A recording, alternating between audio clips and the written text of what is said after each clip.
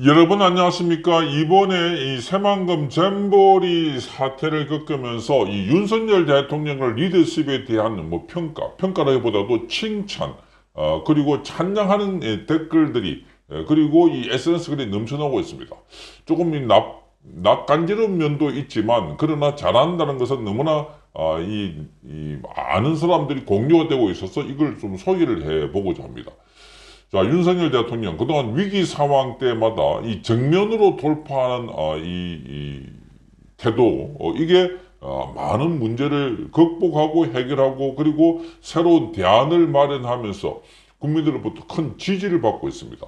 이 야당은 계속해서 이 새만금 잼버리 관련해서 윤석열 정부를 공격하고 있지만, 그러나 이미 너무나 국민들이 많이 공유하고 있는 사실입니다. 문재인 정부 때 이 대회를 유치를 했고, 5년 동안 헛송세월을 보내고 있다가 임박해가지고 뭘 준비를 했는데 그것도 그 지역 발전을 위한 것이지 잼버리 대회를 위한 것 아니었다라고 하면서 이게 이 전라도의 어떤 시스템의 문제다 하는 이야기까지 나왔습니다. 전라도의 시스템의 문제. 계속해서 5.18을 비롯해서 국가에 손을 벌려가지고 지원을 받아왔던 사람들. 거기 익숙해 있던 사람들이 아닌가 하는 건데, 자, SNS에 이번에 윤석열 대통령이 신속하게 이동시키고 대체 프로그램을 마련하고, 그래서 상암동에서 성공적으로 K-팝 공연까지 마치면서 이 잼버리들이 출국을 하지 않고 계속해서 대한민국 곳곳에 지금 남아가지고 관광을 한다고 합니다. 그만큼 한국에 대한 이미지가 좋기 때문에 남아있는 거지.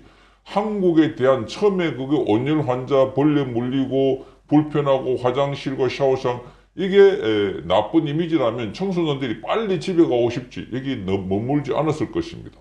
그런데 지금 이들은 거의 대부분 남아서 관광 일정을 계속 소화하고 있다고 합니다. 자, 오늘 아침에 SNS에 이런 기사가 공유되면 거기 댓글이 거의 대부분 대통령 뽑기를 잘했다, 대통령 멋지다, 정말 훌륭한 대통령이다, 평가가 거의 대부분 그런 것들입니다. 자, 이 SNS 상에서 역시 우리 대통령이라는 제목의 방산의 필명을 갖고 있는 분이 글을 올렸습니다.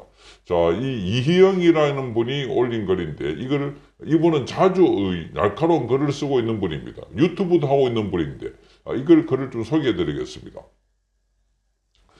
오늘 일요일을 맞아 나는 우리 애국민들에게 자부심과 긍지를 가지라는 말씀을 드리려고 한다. 호랑이 해에 산에서 내려온 윤석열 대통령은 이 세상에 악귀를 몰아내고 나라의 법치를 바로세우며 그동안 나라를 전리품으로 생각하고 굶주린 하이에나 떼처럼 개걸스럽게 먹어댔다.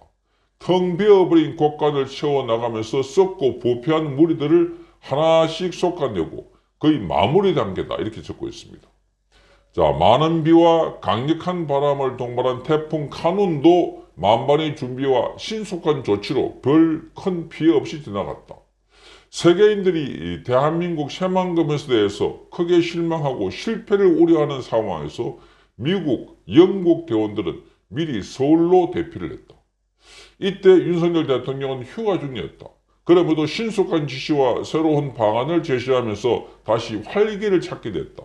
한덕수 총리를 비롯해서 전 관계 관료들이 앞다투 현장에서 직접 보고 또 지휘했다. 자, 전북이 망쳐놓은 새만금 세계 잼버리 대회가 실패할 경우에는 우리나라는 치명적인 손실을 입게 된다. 윤석열 대통령은 새만금에서 조속히 철수를 지시하고 새로운 프로그램으로 잼버리 대회를 추진할 것을 지시하고 수행했다. 대성공이었다. 마지막 상암 경기장에서 모인 모든 잼버리 젊은이들은 환호를 지르며 코리아를 외쳤다. 다음에 또 한국을 찾을 것이라면서 한국민의 감사를 전했다. 4만여 명이 모여 K-팝을 소리 높여 떼창을 부를 때 서울의 밤하늘은 떠나갈 듯 열광의 도가니였다. 영국은 한강의 기적이 아니라 세계 잼버리 대회가 좌절해서 환희로 끝난 기적이라고 했다. 이것이 바로 지도자다. 그 시각에 이재명은 법정에 서서 자기는 사람을 잘못 기억하는 안면 인식 장애가 있다고 말했다. 나라가 태풍이 불고 세계 대회가 난리인데 그동안 생각해낸 게 겨우 듣도 보도 못한 안면 인식 장애다.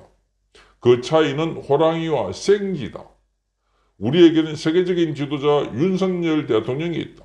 그래서 우리는 자랑스럽고 자부심과 긍지를 느낀다. 조그만 일에 집착하지 말고 긍정의 마음을 갖자. 국민들이여, 뭉치면 살고 흩어지면 죽는다. 우리에겐 희망이 있다. 일요일 아침에 방산 이렇게 적었습니다. 뭐 이 내용 자체가 한쪽을 일방적으로 찬양한 글이어서 뭐 듣기에 따라서는 거북한 표현이 있을 수도 있지만, 그러나 좌파들이 연일 계속해서 윤석열 대통령을 공격하고 있고 우리 이 체제를 비판하면서 무너뜨리려고 하는 상황에서 잘한 것은 잘한다 라고 칭찬을 해두고, 사실 이거보다 더한 격찬들이 지금 SNS상에 마구 흘러가고 있습니다. 자, 이걸 보고 가만히 생각해 보면 윤석열 대통령이 위기 시 때마다 정말 아주 뛰어난 리더십을 발휘했다는 것을 알 수가 있습니다. 자, 가까이는 지난번에 윤석열 대통령이 나토 정상회담을 하고 난 뒤에 이 폴란드를 갔고, 거기에서 방산 관련된 협의를 하고 난 뒤에 바로 우크라이나를 방문했습니다. 전쟁하는 곳이었습니다. 우리나라 현직 대통령이 우크라이나를 방문한, 전쟁지를 방문한 것도 처음이었는데, 그때 말하자면 충청도 지역 호우가 쏟아졌습니다. 자, 그럼에도 불구하고 대통령은 그 방문 일정을 강행했고, 오는 길에 가는 길에 몇 차례의 회의를 했습니다. 자, 그게 화상회의도였고 6차례 정도 알려졌는데, 그래서 지시를 하고 만발의 대비를 하라, 선제적으로 대응하라, 이렇게 지시를 했습니다. 자, 그럼에도 불구하고 이제 인명피해가 나니까, 그때 이미 나올 때입니다. 대통령이 들어올 때 인명피해가 나니까 야당은 일제히 대통령을 공격했습니다. 대통령은 대꾸도 하지 않고 일제히 한국들하고 관계 비상대책회의를 주재하고 바로 헬기를 타고 영천인가 거기 날아갔습니다. 산사태 난 지역. 그 다음 지역 또 물수해가 난 지역을 따라갔습니다. 자, 거기 한우 농장도, 그리고 그 마을 거기 수확해야 될 농작물이 있는 곳. 그래서 눈물을 흘리고 있는 아낙네 손을 잡고 걱정하지 말아라, 이렇게 걱정하지 마십시오. 정부가 전액 원상 보상을 해드리겠습니다, 이렇게 말했습니다.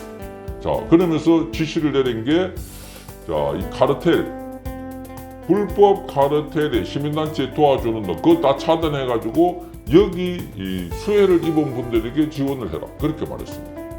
깜짝 놀랐습니다. 좌파단체들 아마 멘붕이 됐을 겁니다. 그러면서 거기 있는 분들에게, 자, 가을 수확 때와 똑같이 여러분들이 수확할 수 있도록 조치를 해드리겠다는 게 있습니다. 이게 나라가 있는 이유다, 그렇게 설명했습니다. 그러니까 대한민국 정부는 천재지변으로 해서 어쩔 수 없이 피해를 입은, 그래서 망명자실하게 된, 집터를 잃고 생활 터전을 잃은 분들에게 대통령이, 자, 그동안 수십조, 몇 조의 시민단체들에게 지원해준 돈, 그 돈을 빼돌려가지고 이게 우리 국민들에게 도와주겠다는 겁니다. 이거야말로 대통령이 그야말로 새로운 아이디어를 냈어요. 그래서 많은 분들에게 위로가 되었습니다. 그 이후에 그 지역에 피해 보상이 안 됐다는 소리를 들어본 적이 없습니다. 그것 때문에 민원이 있다는 소리도 들어본 적이 없습니다. 자, 지난번에 좀 멀리 갔어. 이태원 참사 때도 대통령은 거기 불의의 사고였지만 거의 매일 분향소에 갔습니다. 매일 분향소에 가서 거기서 참배를 했습니다. 그러니까 대통령에 대한 비판의 목소리를 할 수 없는 겁니다. 자, 그럼에도 불구하고 좌파들은 지금 잼버리 대회는 그렇게 깍듯하게 대해주면서 왜 분향소나 그리고 저기 집중호우로 충청도 지역에 있는 사람들한테는 그렇게 하지 않았나. 이건 억지 중에 억지입니다. 억지 중에 억지. 그뿐만이 아니라 대통령은 민노총 간첩 세력들에 대해서도 거의 전쟁 수준의 검거를 하고 있습니다. 원칙적으로. 과거에 문제는 이 민노총에서 손을 못 댔습니다. 민노총의 경찰들이 뺨을 맞고 있었습니다. 그럼에도 불구하고 지금 민노총이 이른바 검폭에 대해서는 이 예외 없이 구속 수사를 하고 있습니다. 그래서 민노총이 바싹 쪼려 있습니다. 지난번에도 이 물류 관련 파업을 할 때도 원칙 대응을 해가지고 100기 들고 나갔던 사람들이 바로 그들이었습니다. 자, 그뿐만이 아닙니다. 최근에 그 킬러 문항으로 배제된, 이것도 윤석열 대통령이 그 킬러 문항을 배제를 했는데 왜 또 문제를 냈나 이렇게 시작했는데, 그러다 보니까 교육부라든지 관련 학원이라든지 그리고 일타 강사, 여기가 서로 연결되어 있는 이른바 카르텔, 검은 카르텔, 그게 하나둘씩 끊어지면서 지금 관련 학원